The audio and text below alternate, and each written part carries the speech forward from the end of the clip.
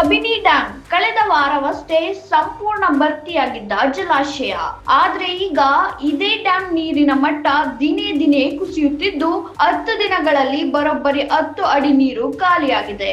ತಮಿಳುನಾಡಿಗೆ ಹರಿಯುತ್ತಿರುವ ಭಾರಿ ಪ್ರಮಾಣದ ನೀರಿನಿಂದ ಕಬಿನಿ ಜಲಾಶಯದ ನೀರಿನ ಮಟ್ಟ ಆತಂಕಕಾರಿ ರೀತಿಯಲ್ಲಿ ಇಳಿಯುತ್ತಿದೆ. ಕಳೆದ ಕೆಲ ದಿನಗಳಿಂದ ಪ್ರತಿದಿನ ಸುಮಾರು 1 ಟಿಎಂಸಿ ಪ್ರಮಾಣದ ನೀರು ಹೊರಗೆ ಹರಿಯುತ್ತಿದ್ದು, ನಿನ್ನೆಗಿಂತಲೂ ಇಂದು ಹೊರ ಹರಿವು ಮತ್ತಷ್ಟು ಹೆಚ್ಚಿಸಲಾಗಿದೆ. ಇದು ಕಬಿನಿಯಿಂದ ಬರೋಬ್ಬರಿ 13,000 ಕ್ಯೂಸೆಕ್ ನೀರು ಹೊರಗಡೆ ಹರಿಯುತ್ತಿದೆ.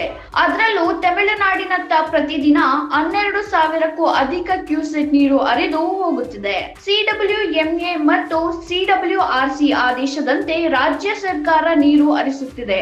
ಆದರೆ ಇದರ ಪರಿಣಾಮವಾಗಿ ಕಳೆದ ವಾರ ಸಂಪೂರ್ಣ ಭರ್ತಿಯಾಗಿದ್ದ ಕಬಿನಿ ಡ್ಯಾಂ ಇದೀಗ ಕೇವಲ 74 ಅಡಿಗೆ ಕುಸಿದಿದೆ. ಕಬಿನಿ ಜಲಾಶಯದ ಒಟ್ಟು ಎತ್ತರ 84 ಅಡಿ. ಒಟ್ಟು ನೀರು ಸಂಗ್ರಹದ ಸಾಮರ್ಥ್ಯ 19.52 ಟಿಎಂಸಿ.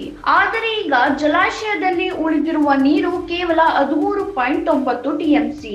ಇನ್ನೊಂದೆಡೆ ಜಲಾಶಯಕ್ಕೆ ಒಳಹರಿವು ಸುಮಾರು 7,500 ಕ್ಯೂಸೆಕ್ ನೀರು ಕೂಡ ಇದೆ. ಒಳ ಹರಿವಿಗಿಂತ ಹೊರ ಹರಿವು ಹೆಚ್ಚಾಗಿರೋದ್ರಿಂದ ನೀರಿನ ಮಟ್ಟ ಮತ್ತಷ್ಟು ಕುಸಿಯುವ ಆತಂಕ ಎದುರಾಗಿದೆ.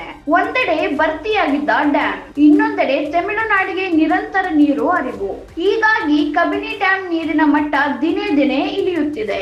ಇದಾಗಿತ್ತು ಇವತ್ತಿನ ಅಪ್ಡೇಟ್ಸ್. ಮತ್ತಷ್ಟು ಅಪ್ಡೇಟ್ಸ್ಗಾಗಿ ನೋಡ್ತಾ ಇರಿ ಸಪ್ತಾಶ್ವ ಟಿವಿ.